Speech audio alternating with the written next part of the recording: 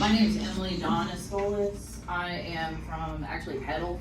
I've been working here in Rankin County, unfortunately, for too long. I'm a national advocate, and so I am a first responder for victims of injustice.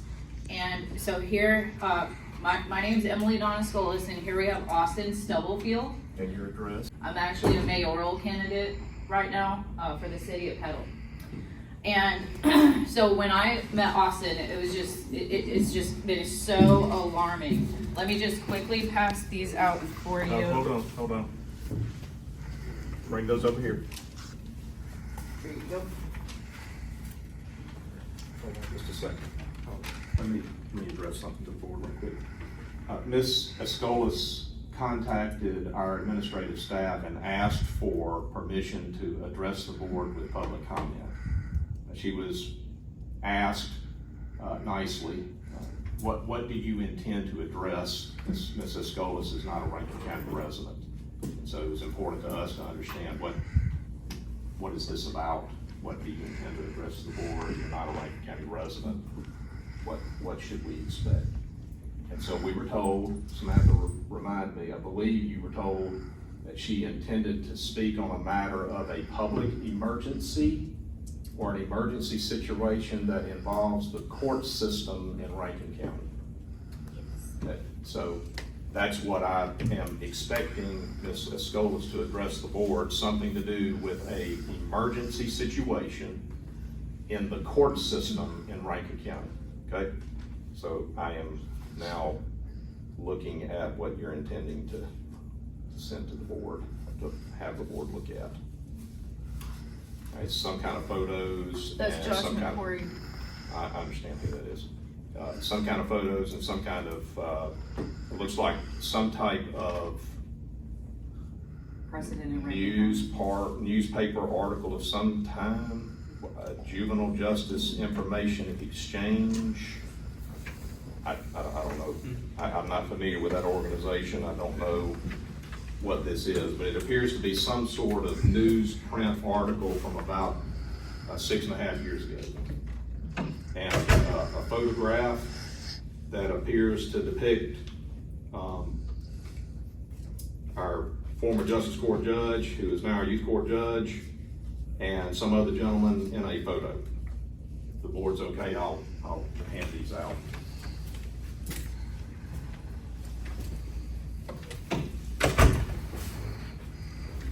Ms. Escolas, I took up a good bit of your time, and so the clock has been temporarily suspended.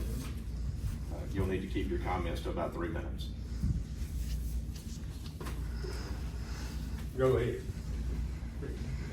And I'm listening for jurisdiction. I'm listening for what? Oh, I'm sorry. All right.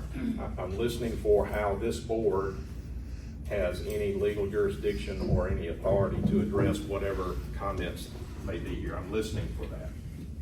That's to be determined. Okay, the article that I sent you, that I have passed out, that's a precedent in Rankin County where they shut down the entire youth court program here because people were getting their kids taken away wrongly, especially because they did not have the ability to pay fines, things like that. Well, this is a precedent in Rankin County where the judge recused and resigned, where the entire youth court was shut down. This article is from 2017. So fast forward to now. Well, and the other picture you have is Josh McCory. That's Cecil McCory's son, obviously a judge here, and that is Nathaniel Dave Knight.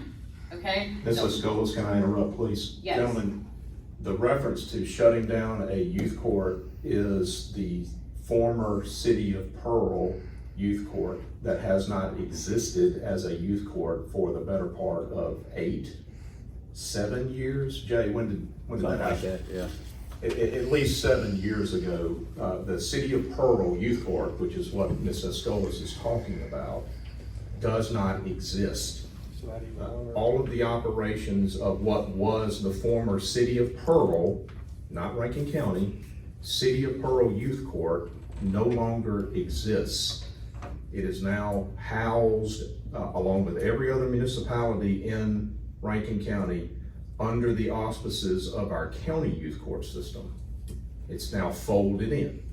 And so whatever issues may be relevant as it relates to this article about shutting down the City of Pearl Youth Court have no relevance whatsoever to what Rankin County Youth Court is doing or what this Board of Supervisors is doing. That may have been, Ms. Escalus may have been confused about that structure and that dramatic change in the way things are done. That youth court no longer exists. Do you understand what he's saying? I do, and I understand that that was roped into Rankin County. So here we are, and it is relevant, you know, to see where we've been and why we are where we are. I think we got one of the best court systems in. Well, unfortunately, in Austin's case, I'm not saying that we don't hear about in Austin's case. Okay, his daughter has been taken from him. He has not seen his daughter in how many days, Austin? 272. 272 Where days. does Mr. Austin live? He's a Rankin County resident. Okay. Yeah, that's why we're here today. And he's been roped up in the Chancery Court with his daughter, and unfortunately there's conflicts of interest. So his father-in-law is Nathaniel Dave Knight, former law enforcement and Bureau of Narcotics. He was fired from the Bureau of Narcotics from what I'm gathering. But he broke into their home in May of 2024 and forced a gun to fire, Austin's gun, tried to steal his gun from him and fired 2 rounds at least in front of his child, which instead of being a victim of a violent crime, because Dave Knight is former law enforcement here in Rankin County, it was flipped and Austin was really shown as to be the aggressor in the situation as Chancery Court, and it was used to take his daughter. But what we have to talk about here is the conflicts of interest with this man. So, as you see in the picture, I don't think this is the place Yeah, to this do is it not the with us. forum. I mean, we appreciate you coming and all that, but I think you're just, you speaking for the wrong folks. Absolutely. This board has no jurisdiction over a case that is pending in the Rankin County Youth Court or the Rankin County Youth Court system. This board has no authority to address facts and circumstances within a case that's pending in that court.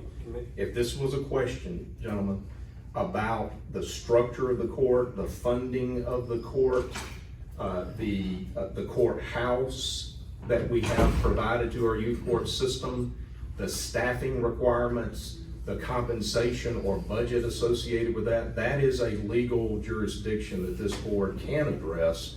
Not that it would or that it should, but it can. But individual court cases that originated within the youth court system are not the purview of this board, and we're wasting our time to talk about that. So I would ask Ms. Escalus to refrain from comments about an individual court case and comment, if at all, if there's anything to say about the structure of our court, the budget of our court, the staffing of our court, the ancillary processes that go with our court, the parking lot. Do we do a good job of maintaining the facility? Does the court feel like it has everything it needs at its disposal to dispense justice? Is our detention facility adequate? Is it compliant? Does it meet federal requirements? Those are the kinds of things that this board needs to hear about, if at all. I think his attorney needs to be speaking to whoever he needs to speak to. 100%. well, it's a staffing Take it up with the issue. court. It's a staffing issue with court, because everyone's at conflicts of interest in this case, and they're related, they went to high school together, and that's what I'm trying to tell you. But we That can't affects help every that. case. I mean, If nobody in here can get a fair trial because everybody's related and it's already rigged before you walk in, that's a declaration of public safety right there. Ms. Escalus That's what has given her something should opinion about some conflict of interest. And Brian Bailey has been. Thank you for coming. I'm sorry, we're not gonna talk about anybody else in this court. We do not disparage any county employee in our public comment, ever. Do not do it. That's why we wanna know, what are you gonna talk about when you get up here? So, I've heard enough. If you guys have heard enough. Who does have Thank you. jurisdiction to handle this? Thank you. We don't take questions. Thank you for your time.